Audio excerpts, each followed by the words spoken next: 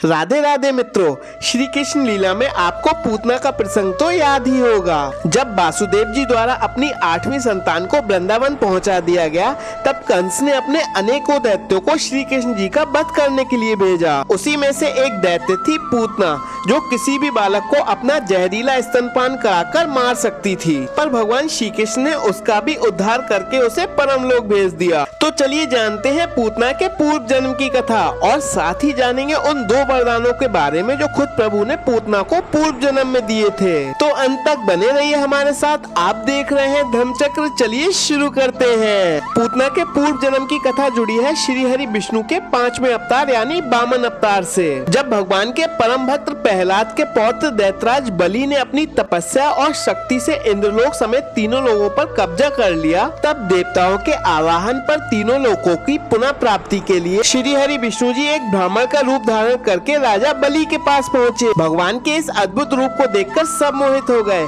जिसमें राजा बलि की बेटी रतनमाला भी थी। भगवान की मनमोहक छवि को देखकर रतनमाला में ममता जाग उठी और उनके मन में विचार आया, काश ये मेरा पुत्र होता, इसे मैं अपने सीने से लगा के दुलार करती तथा दुग्ध पान कराती। अब हमारे प्रभु तो अंतर्यामी हैं, उन्होंने मन ही मन आशीर्वाद देते हुए कहा तथास्तु। लेकिन दूसरे ही पल में जब भगवान विष्णु ने अपने वामन अवतार में 2 पग में ही पृथ्वी और स्वर्ग नाप दिया तथा तीसरा पग राजा बलि के आग्रह करने पर उनके सिर पर रखा, तब अपने पिता की यह स्थिति देखकर रतनमाला के मन में यह विचार आया, काश मैं इसे अपने दुग्ध में जहर मिला के पिला दूं। प्रभु तो सबकी बात सुनते हैं, उन्होंने मुस्कुराते हुए आशीर्वाद दिया तथास्तु, जिसके चलते ही रतनमाला का अगला जन्म पूतना राक्षसी के रूप में हुआ और तब अपने स्तन का जहरीला दुग्ध पिलाकर रतनमाला की दोनों मनोरथें पूरी हुई और साथ ही हमारे करुणा निधान प्रभु ने उसका अंत करके उसे मुक्ति प्रदान करी। दोस्तों, अगर आपको वीडियो पसंद आई तो कमेंट में राधे राधे लिख हमें लाइक शेयर सब्सक्राइब करना मत भूलिएगा। तो जल्द ही मिलते हैं अन्य किसी रोचक कथा के साथ। राधे राधे।